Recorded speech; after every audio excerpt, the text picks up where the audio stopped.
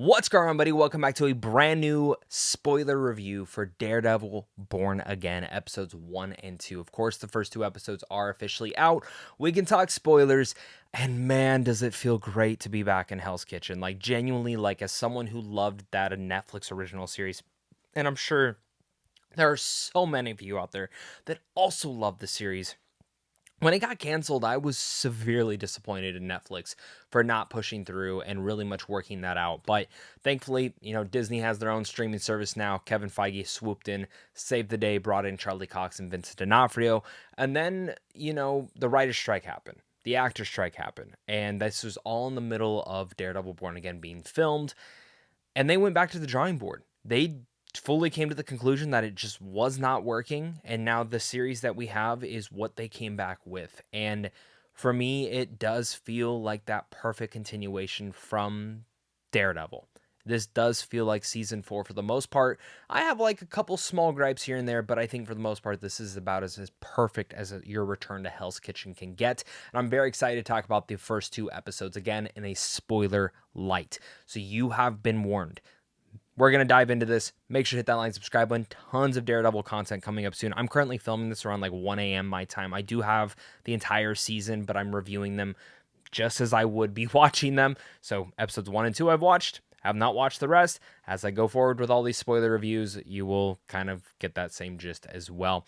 But with that said, let's talk about that opening, man. They killed my boy Foggy. They killed Foggy. Holy shit. I think a lot of us fans kind of expected this from set leaks, trailers, just certain things. Like, we all just kind of assumed that either Karen or Foggy were going to die, or both. And Foggy was the one that took the hit. I think longtime Daredevil fans will be a little bit disappointed in that. For me, I think it was the perfect emotional crux to start off this story and really send us down the path of what Matt Murdock's going to be dealing with this season. And I think for me, that was one of the things, is that Daredevil was brutal. It was always a brutal series, no matter what, even though I think the start of these two episodes definitely showcase a more brutal and bloody Matt Murdock. But for me, what I was very anticipating and seeing here was the fact that this series is not taking any punches. It's not pulling any punches. It is showcasing what Daredevil is to its fullest extent. And killing Foggy off in the first 15, 20 minutes, it's damning. It's very much so. But it's a take and something that, for me, I'm happy the MCU took. And while as sad as I am for Matt Murdock, I think it is so far better for his character, seeing his progression and kind of this spiral that he's going down. So that first 15, 20 minutes for me is like probably some of the best stuff in the MCU. Not just because of that emotional crux of it, but the action scene, the one take fight scene, holy shit. Amazing. And it's really much a great follow-up from Poindexter and everything that we'd seen, of course, in season 3. And really much like seeing that fight scene play out just reminded me of how much I missed the Hell's Kitchen's devil, Daredevil. Like, he's so awesome. And seeing how Bullseye works, plus I love that the glove had like the symbol. I was like hoping, like, I didn't really love the full suit, but like I love that the glove had the symbol. I thought that was a great little kind of just cherry on top of that whole sequence. But the way it all played out, you knew it was just too happy to be too good. And it was badass. It was amazing. And I love seeing also Daredevil being able to like swing around and like using his things. Like, he's just so agile. And we got a little bit of that in She-Hulk, and we get more of it here.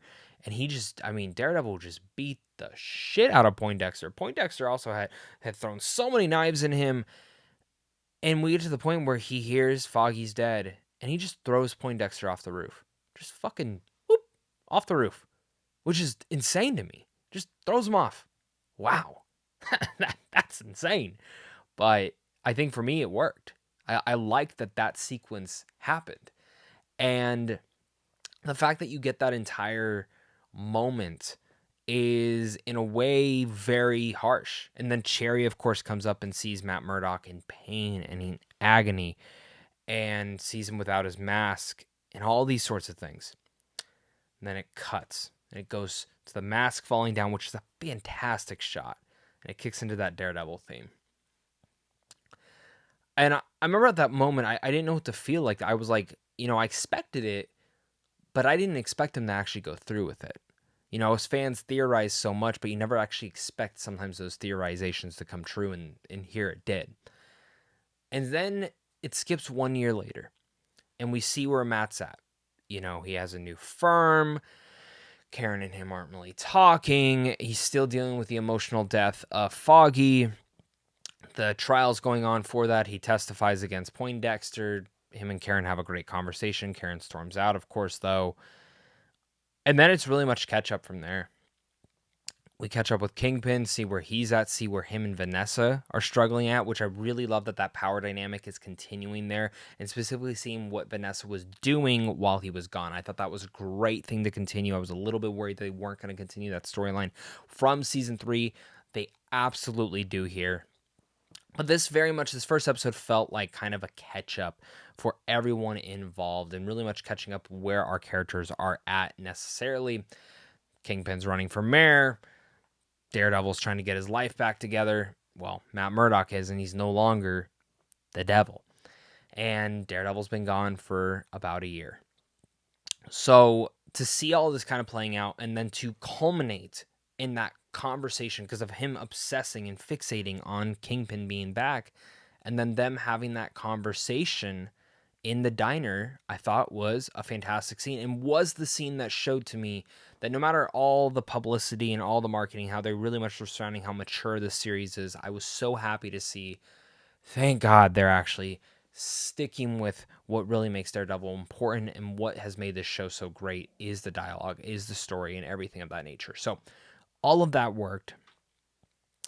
And then the episode ends, and it moves us forward into the next thing after seeing what Matt Murdock's now going through, and seeing that Kingpin won the election, seeing that he won that. And also the other thing with that too is we get our first look at what I assume is Muse doing the graffiti. So then going into episode 2, I didn't know what to expect going into this episode. I didn't know if we were going to get another time jump. I didn't know necessarily where all the characters were going to be. Kingpin saying he's turning anew, and they kind of came to this conclusion. But what we really got in here was a fascinating parallel of two characters who, in a way, don't understand each other's ideologies, and also understand each other's ideologies. And two people trying to run away from their past, but no matter how far they run away from that past, they continue to seep back into those. And that's what this episode is about. Whether it's Kingpin freaking basically threatening the police commissioner, or Daredevil kicking back in to action. It's all these little things that kind of just cement and plant seeds. And that's one of the things I really like, this therapist that Matt Murdock's seeing.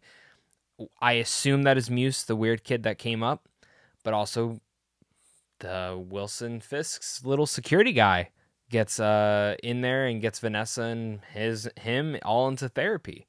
It's very fascinating to see where that's going. And again, that power struggle, those dynamics. Alongside this, just very interesting enough, focusing so much on Matt Murdock. But what I love that episode 2 really showcases instantly is gets us right into more of the trial stuff, which I'm really excited to see the lawyering, I guess that's a word.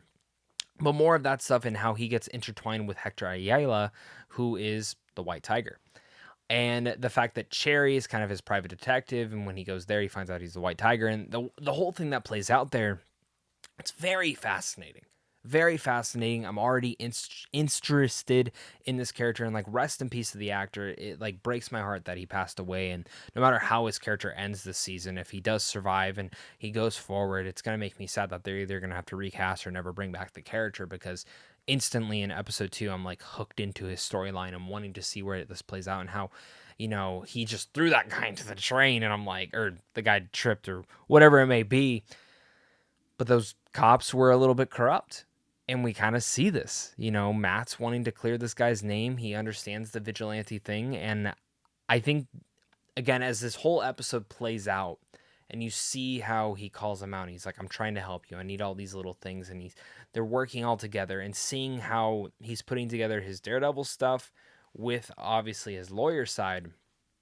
It's clicking so well.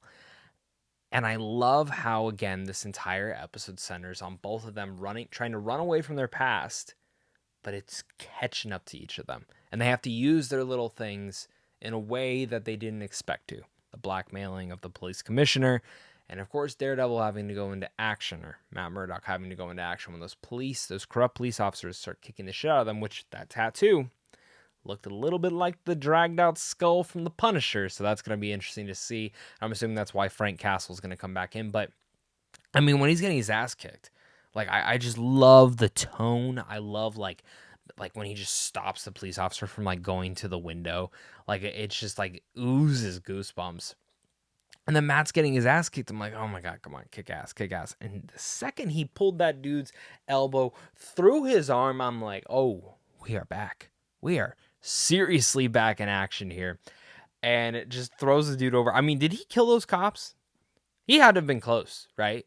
He had to have been close, right? Or did he actually kill them? Which is like more of a fascinating thing to me, that if he did kill them, which I don't think he did. We'll find out in episode 3. But if he did, he is going down a route that he did not want to go down.